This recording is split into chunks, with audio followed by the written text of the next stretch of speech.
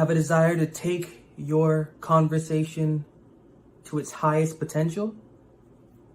If you do, hop on over to my website and check out the School of Reform. Yes, school is most definitely in. Knowing Bible is the course that I am now offering to take your conversation to its next level. Grow closer not simply with the philosophy that is within the Bible, grow closer not simply with the devotional character of the living God, but grow closer with yourself also. So head on over to my website, check out the School of Reform, and check out Knowing Bible. This is the course for the learner that wants to make their life, both personal and devotional, more full.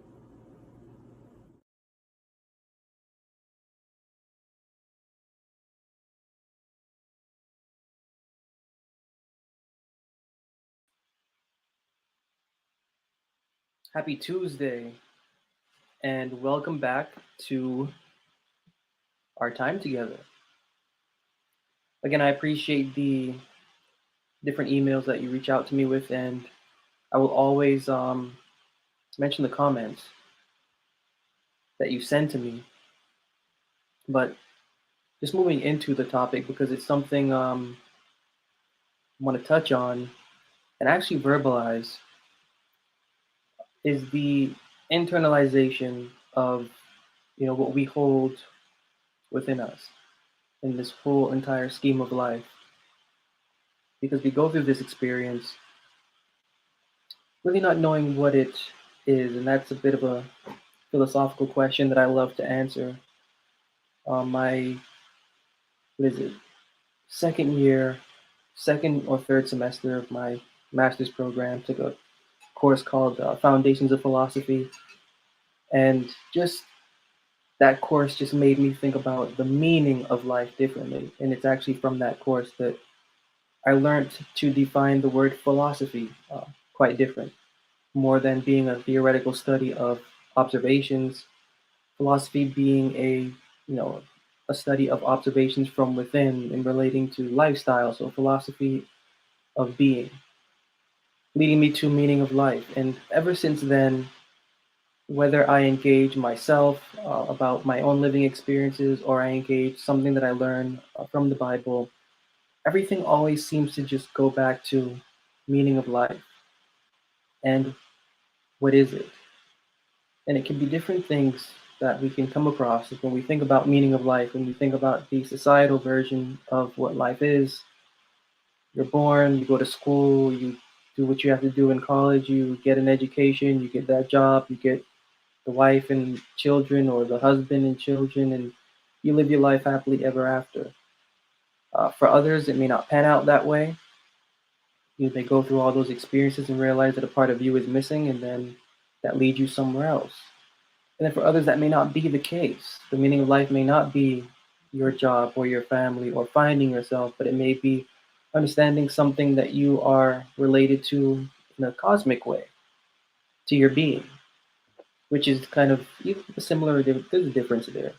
So this meaning of life can go into many different directions. And the last time we were together just talking about what goes on within, and the aspect of creation from weeks now, from talking about the emptiness necessary, the void necessary, the creation necessary, and all of this. We talked about Paul briefly, and how Paul talks about lifestyle, and how the Bible, engages lifestyle and encourages lifestyle of thought, of mind, of being, of existing, of just being. And so on my heart is this verse: a sound heart is the life of the flesh. And the aspect of soundness is an aspect of, or the finalization of everything that I have been talking about thus far. And that soundness in regards to life and to life's meaning, because what is it? You taking Bible out of it, and even taking life out of it, just looking at things from a perspective of the living experience. And we have a physical frame, But this physical frame really wouldn't be anything if it didn't have anything within it to give it its breath. And so before this physical frame had breath given to it, something extra was needed to give it breath. The illustration of uh, the quote unquote breath of life breathed into Adam in the story of Genesis chapter 2, alluding to a fact of it or a belief of how our organism works, how our organism is function and how it's supposed to move. And it moves not by its own self, it's not evolutionary. It actually has a flow to it, giving it its being. And before that flow existed, in order for that flow to give that life to that lifeless being, it needs to have a level of consciousness within it. So that giving our organism its life needs soundness. And if we have to go through a culture of understanding how to be sound, we can be sure that what is within us in order to have the intelligence it needed, in order to be as careful or even as mindful of our being and of its being to get inside of us to spark us, it needed to go through something. And so it did. And so here we are. Found us, gave us our spark, that breath of life. We now have it because of that moment. And now, how do we go about organizing that? Because we are now divided into two. You could even say divided into three. We have who we are, our person. We have our human being, of which our person is attached to. And then we have the, the intelligent essence. You can call that soul, you can call that spirit, whatever is there. But you have the essence of our human being that sparked it to life so that our person can show forth as it does. So we're divided into three. And so, what is the actual meaning, when you think about it, of life when it comes to these three? Because these three are the foundation of life. And so, we understand, or you can understand from a living experience, that honoring our human being will lead to a frustration of the essence within and the person that we are. Honoring the person that we are may lead to a frustration of our human being, to the spirit, or to the character, or to the essence giving us life. Honoring our person and honoring our human being, not giving much weight to what is within us, can cause what is within us frustration, and that frustration can seep over to our human being and to the person that our human being is attached to. And so we got a problem here about, what life is supposed to mean and where it actually begins. And I find the solution that the Bible gives credible, in that the Bible allows us to think about our person and our human being and the spark that feeds them life from the aspect of conversation and devotional conversation. The first two leading, we have this living experience, we have lived this living experience, and we can know that in the first two leads, when our person is leading our life, when our human being is leading our life, we do things that are frustrating, and we do things that are frustrating to other people, and we do things that are frustrating to life, and life frustrates us. Life is just overall frustrating when our human being leads the experience, and when our person attached to it leads the experience. But when the experience is focused on what is within, I think we can all agree that when what is within is cared for, then what is within leads to a giving of a source of energy to our human being and to the person attached to it, that adds peace to us. Because when what is within is peace, as the scripture says, a sound heart is the life of the flesh. So when what is within has peace, everything else falls into alignment.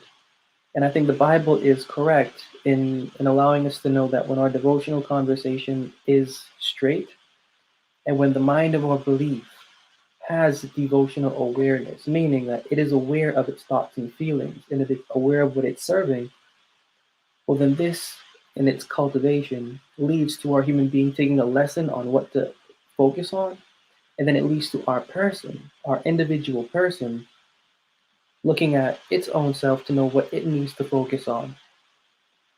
So, in this review of what the meaning of life is, we can take the meaning of life as being, I need to achieve what I need to achieve take the meaning of life as I need to have what I need to have. To take the meaning of life is I need to travel the world and taste things, or but I would like to say that the full scope of what the meaning of life in rests within. And it rests within as we are able to organize and make sense of what we are divided into. And making sense of what we are divided into, well, then that can just take the next step further to the peace that we are intending ourselves to have. Because you have to remember, or it's good to remember at least, or to think about the fact that we as human beings are born on the earth from our mother, all of us. But what is within us is really not born in a natural way. It is born from out of the world. I'd like to say it is born from above. So when we are born, we're born earthly, but then there is something from above attaching to us here down below. And so the experience in and of itself, while initially we spend our life and our time fooled to believe that the physical stimulus is the sign of an achieved life, we can only, and we do only, and I can attest from personal experience, find frustration from that type of lifestyle because what is within isn't being fed. What is within came from where it came from to join our organism to give it life because it too has an experience that it needs to experience. And when that experience is being fulfilled, because the human being only receives its spark from it, well, then the human being will have just as much peace as what is within us has peace. And so again, the Bible is pretty on point when in the book of Job it says, the Spirit of the Almighty hath given me life. And then John 3:6, that which is of the Spirit is spirit. Meaning that there's just an experience that what is within us is supposed to have in order to care for what is on the surface, what is on our surface. And I'm, talking about the meaning of life here because there's someone just like me who may be going through something or thinking about life in a way where it doesn't make sense or just questioning more and thinking about the way that we are divided and then finding the meaning in that division as opposed to, on the contrary, dividing up ourselves to discover ourselves, to find meaning in what we found in ourselves from some sort of practice, which would be and is always flesh-based stimulus, and in sometimes regards in terms of a spiritual experience. So it's a flesh-based stimulus deceiving us to be a spiritual experience, and it's always unsatisfying. But to look at the division that we are in the way that it is, and then to find the meaning out of that division, we can actually see that when you take Bible away, the Bible's principles stand true. The Bible's wisdom of allowing our conversation to take awareness of itself for lifestyle, and that lifestyle being something necessary for what is within to guide and to educate our human being so that our person can shine through the experience. And that's the whole reason I went into the whole emptiness, into the creation, and then everything else leading up to this scheme of being mindful or of encouraging a form of mindfulness in how we go about the divisions that we are. Because when we don't care about how we are created and what we are from, we're liable to make mistakes toward ourselves, make mistakes toward others. It's just that the more that I go into the Bible, the more that I dig into its philosophy, I see awareness and consciousness being a key factor, above everything else, really. Because when you can take that wisdom that is within the Bible and apply it to life personally, that's when life begins to change, and that's when you actually begin to make the Bible practical, which is what it's for. Go to 1 John 1 and verse 1. You can hear the obvious saying of the word of life, which our hands have handled. And so it's impossible to handle, if we're going to take the Bible to be true, this word of life, because the word is the spirit, and the spirit, John 4:24, God is the spirit, and the spirit in Luke 24:36 does not have flesh and bones. So whatever this author in 1 John 1:1 is handling, it's not physical. Not physical. And yet there's still a report that we have handled with our hands the word of life. So this is just letting us know that the author isn't speaking literally, but is speaking figuratively in regards to experience. And in the experience that the author is having, the author is having an experience where what he's handling is his understanding from what he's been understanding. It's he's understanding the wisdom from the creation that those words or that word is creating within. And that's the experience of the meaning of life, in a sense, is that catering to what is within, we can then have enough strength from our human being to give power to our person, because we have the wisdom from our Creator as fuel for the essence of the spirit, of the character within, that just allows us to go forward no matter what we're going through, no matter who we're going through it with, no matter what we are, no matter what we think we are. We just go through it, and we can go through it just as, I've been ending every meeting stream here by saying creation. Everything we go through, we can think about it from the aspect of creation, because we don't really know about the creation that we're supposed to be going through.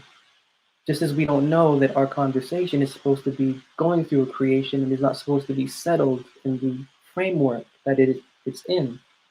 I can say this because put off your former conversation, the old man, and be renewed in the spirit of your mind. This advice wouldn't be there if our conversation was healthy. Again, be not conformed to the world, but be transformed by the renewing of your mind, that you may prove what is that good and perfect will of God. If we were okay, not physically, because this isn't physical advice. This is advice for our belief. This is advice for our conversations, thoughts, and feelings. If we were okay, this would okay devotionally, okay spiritually, okay philosophically, okay mentally, this wouldn't be here, but we're not. Create in me a clean heart and renew a right spirit within me. This is a cry for devotional awareness. This is the cry for a change or a bettering of lifestyle. This is the call for creation. This is a call for make me empty or help me to be empty so that I can move forward in the creation that you have for me. And again, John 4:24, if God is spirit, we can't think that this creation is physical. This is a creation occurring within. And so when it comes to that whole from within, and then what then is the meaning of life, if there's so much to all of this, like, how do you put this into a perspective or into one point? You can say, or you can think about it as the need for consciousness. Consciousness for our first devotional character, devotional awareness, for our conversation to become aware of who it is and its character, so that what is within us can have the peace and the experience it's supposed to have. Because you just have to remember, we didn't join to it. Like, we weren't born and then said, okay, let me just find, something to make me alive, or that didn't happen. It joined to us.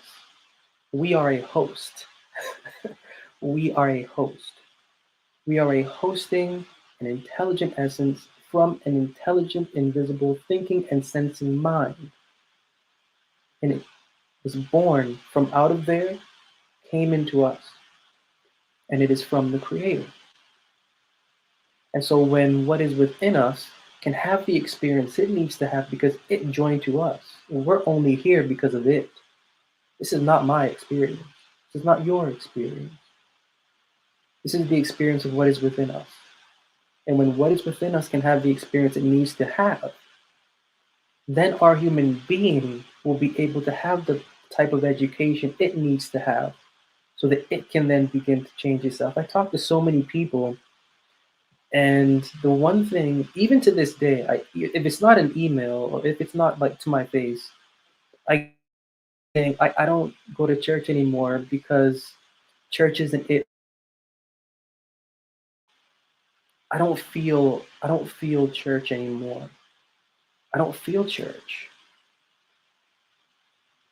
And I just look at them and I go, okay.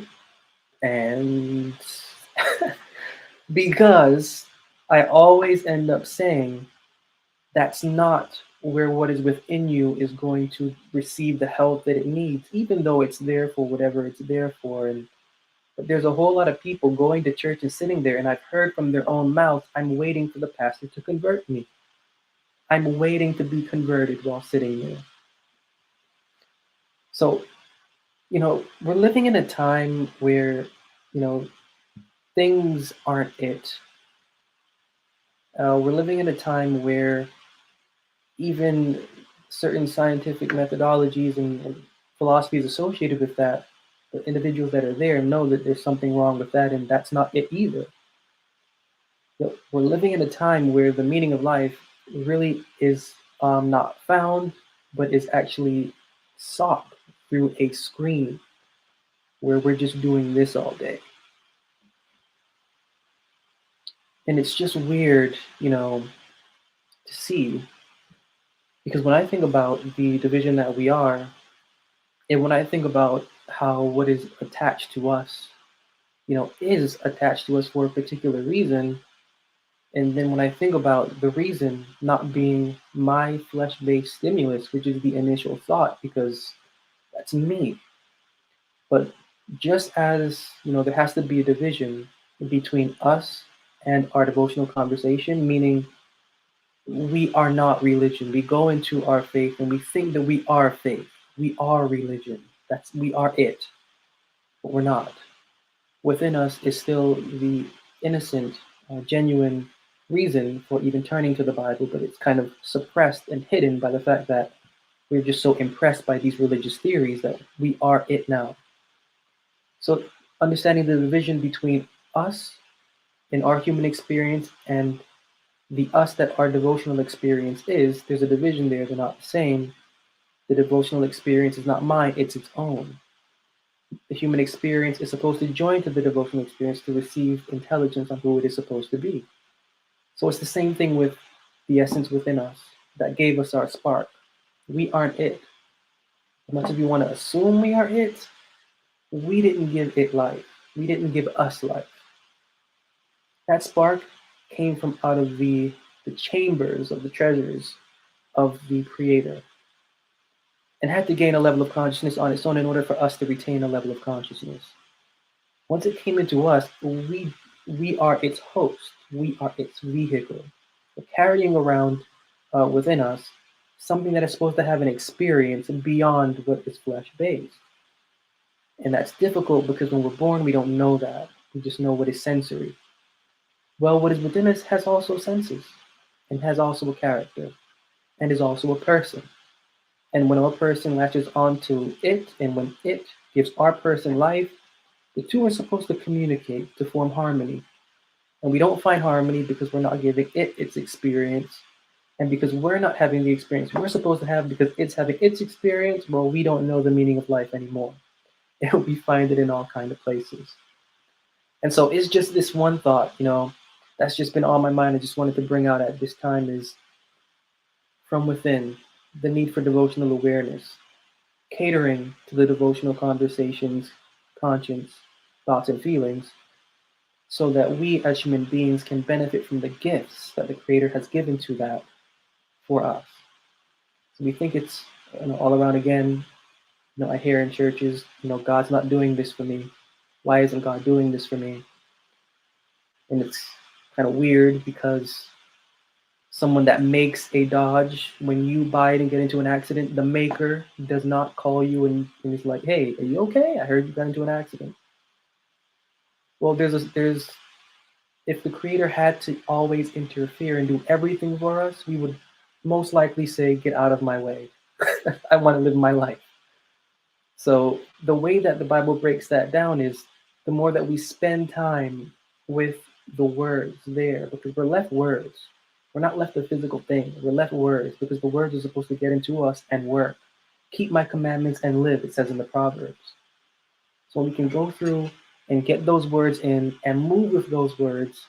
That's then how the Creator can help us, because we show a willingness for mental activity, because again, God is a spirit, not a physical thing. God is mind. We can do mind and mindful work and develop a level of mindfulness towards that work and towards ourselves. That's how the meaning of life should be able to shine through. Easier said than done. Easier said than done, but that is the scheme, and I guess how everything would just tie in, and how it can continue to tie in from becoming a void, willingness to become empty. The aspect of creation, being able to separate yourself from your devotional experience, because so often we combine the two and then we just think we are it when we're not. It's not our human being that is for the Creator, in a sense. At this time, right now, it is our conversation in order to get to the Creator, for our human being to be further heard. Weird, maybe weird, but the experience is interesting. And as always, remember, it is for creation, and creation to be taken into consideration for proper meaning and diet of self. So I'll just end on there. Take that for creation, and I will see you next time.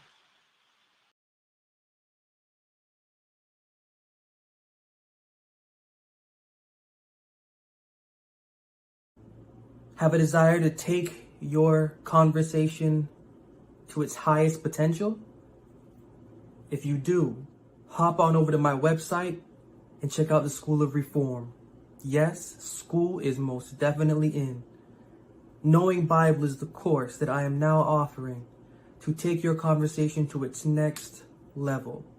Grow closer not simply with the philosophy that is within the Bible, grow closer not simply with the devotional character of the living God, but grow closer with yourself also.